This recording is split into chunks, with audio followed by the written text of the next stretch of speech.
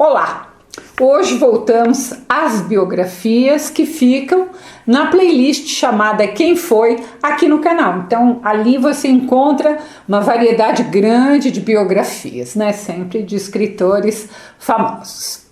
Hoje nós vamos falar de José de Souza Saramago, um dos maiores escritores da língua portuguesa e o único em língua portuguesa até hoje a ganhar o Prêmio Nobel de Literatura. Ele ganhou em 1998. Saramago tinha um estilo de escrever muito diversificado, mas também muito original, muito único, né? Cheio de marcas. A gente consegue ver as marcas da escrita do Saramago, que era um escritor que adorava usar a imaginação para questionar as coisas como elas são. Mas a vida do escritor nem sempre foi cercada de livros e prêmios. Então é isso que nós vamos ver nessa biografia, que não é muito extensa, mas vale dar uma visão geral. O Saramago ele nasceu em 1922 na pequena aldeia de Azinhaga, no interior de Portugal. Sua família era de camponeses muito pobres e não tinham terras, eles trabalhavam nas terras de outras pessoas. O sobrenome Saramago, curiosamente, era o nome de uma planta silvestre que a família do escritor comia para não passar fome.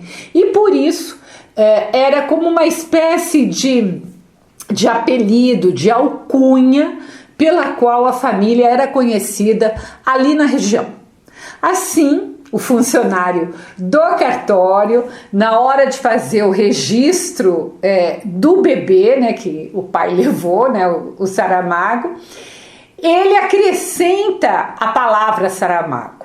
E a família de Saramago só foi perceber quando o menino já tinha 7 anos e teve que levar os documentos para entrar na escola. Então, Saramago não era o seu sobrenome, não era o sobrenome da sua família, mas foi registrado e virou esse nome tão famoso, né, que soa tão bem aos nossos ouvidos.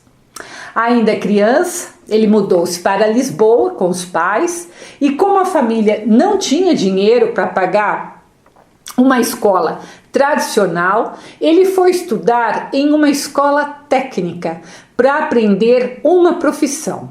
E seu primeiro emprego então vai ser como serralheiro mecânico. O surpreendente é que naquele tempo o ensino realmente era muito melhor, que costuma ser. Então ele era mais abrangente. Então, mesmo nessa escola técnica, eles ensinavam francês e literatura, o que foi, claro, decisivo na vida do escritor, senão ele teria ficado longe dessas matérias mais das humanas. Saramago sempre gostou de ler e, como ele não tinha tempo, ele trabalhava de dia, estudava, ele frequentava as bibliotecas públicas à noite. Claro, ele não tinha dinheiro para comprar livros. Aos 25 anos, ele chegou a publicar um romance, em 1947, chamado Terra do Pecado, que não teve grande repercussão, foi uma tentativa ali de um jovem ainda Saramago. Depois disso, ele vai passar quase 30 anos sem publicar quase nada, focado em seu trabalho e na militância política. Não podemos esquecer que o Saramago era membro do Partido Comunista. Além disso, então, ele passou a traduzir grandes clássicos como Tolstói, Baudelaire, que vai lhe dando, então, o conhecimento que ele precisa para se tornar um grande escritor, né? A gente fala que quem escreve tem de ler.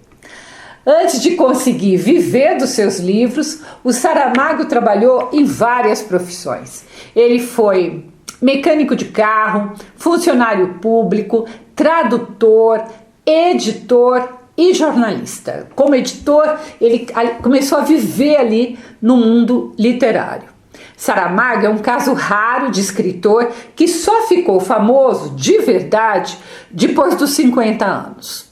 O livro que mudou a sua vida foi Memorial do Convento, publicado em 1982, uma história, para quem ainda não leu, que mistura a construção de um palácio com a corrupção. Então ele faz o tema da corrupção, da opressão, está sempre muito presente na obra do Saramago. A partir desse livro, desse primeiro sucesso, ele emendou um sucesso atrás do outro. O seu livro mais famoso é Ensaio sobre a Cegueira, lançado em 1995, que conta a história de uma cidade onde as pessoas, uma a uma, começaram a contrair uma cegueira branca misteriosa, que ninguém sabia de onde vinha. O livro discute como o ser humano se comporta quando a sociedade entra em colapso. Se você nunca leu, tem o vídeo aqui, também aqui no canal de Ensaio sobre a Cegueira. Se você não é muito familiarizado com a obra do Saramago, quando você começa a abrir algum dos seus livros, você vai notar que tem algo estranho ali logo de cara. Porque o escritor quase não usava pontos e vírgulas do jeito tradicional. Então ele escrevia textos longos, em blocos, parecendo uma conversa contada em voz alta. Ele não usava travessão ou aspas para as falas dos personagens.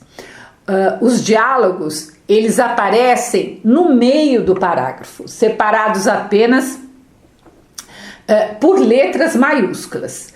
E aqui, gente, como pesquisadora de literatura, professora, eu tenho que abrir um parêntese para explicar que Saramago é uma exceção, que conseguiu um efeito muito original com este tipo de narrativa, escrevendo desta forma.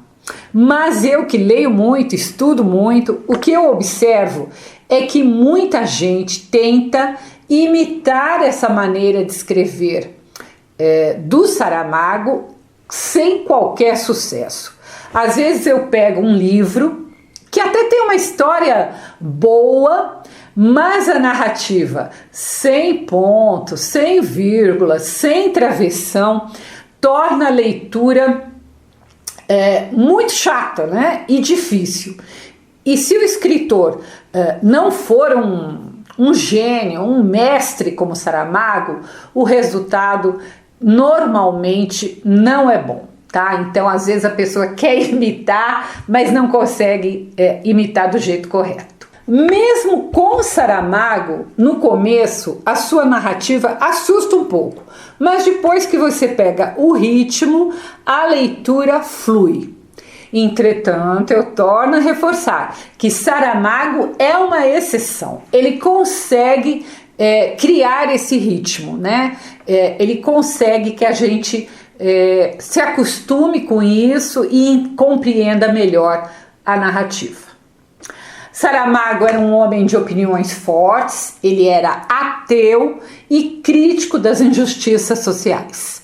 Em 1991, ele publicou o Evangelho segundo Jesus Cristo, que humanizava a figura de Jesus e que claramente sofreu a influência de A Relíquia de Eça de Queiroz, tá? É muito parecido, eu gosto sempre de fazer esse paralelo. O seu livro, o Evangelho, causou tanta polêmica com a Igreja Católica que o governo de Portugal chegou a vetar a obra de uma premiação europeia. É claro que é porque Portugal era um país, e ainda é um país muito religioso, mas eu creio que era porque Saramago era comunista e ateu, já que A Relíquia de Eça não teve a mesma oposição da igreja. Então, eu noto uma diferença de tratamento entre Eça e Saramago. Saramago, então, chateado com a censura, muda-se para a ilha de Lanzarote, na Espanha, onde ele viveu com a sua esposa, na verdade, se não me engano, a terceira esposa, a jornalista Pilar del Rio, até o fim da vida, e que era muito mais nova do que ele. Alguns anos depois, em 1998, a Academia Sueca lhe entregou o Prêmio Nobel, consagrando-o mundialmente. Saramago, as pessoas sempre me perguntam, né, por que eu gosto tanto da obra de Saramago? E eu acredito que como eu já disse no começo, pela diversidade narrativa. Saramago tem obras muito diferentes entre si, que se equivalem em qualidade, mas são muito originais, tanto nos seus temas, como também na maneira de narrar, né? Isso é muito raro, tá, gente, em literatura. Eu sempre digo que parece que tem escritores muito bons, mas parece que eles escrevem sempre o mesmo livro, com algumas pequenas mudanças. O Saramago faleceu de leucemia em 2010, aos 87 anos, deixando um legado enorme de romances, crônicas, contos, poemas, livros todos que nos fazem pensar sobre a nossa própria humanidade. Há duas frases de Saramago que ficaram muito famosas e às vezes as pessoas nem sabem que são dele. E são frases que mostram justamente essa preocupação com a nossa humanidade, com o nosso tempo, com o equilíbrio que precisa ser tão necessário na nossa vida. Primeira frase, abre aspas, não tenhamos pressa, mas não percamos tempo, fecha aspas. E a outra, abre aspas, dentro de nós há uma coisa que não tem nome, essa coisa é o que somos. Fecha aspas. Eu poderia ficar aqui citando zilhões de frases que estão nos livros de Saramago, por isso eu lhe convido muito a que você leia os livros e assista os vídeos aqui no canal, tá? Tem playlist José Saramago, tem vários livros. E se você quiser conhecer minhas crônicas, eu as publico todas as terças-feiras no meu site www.miriambevilacqua.com.br. Até o próximo post.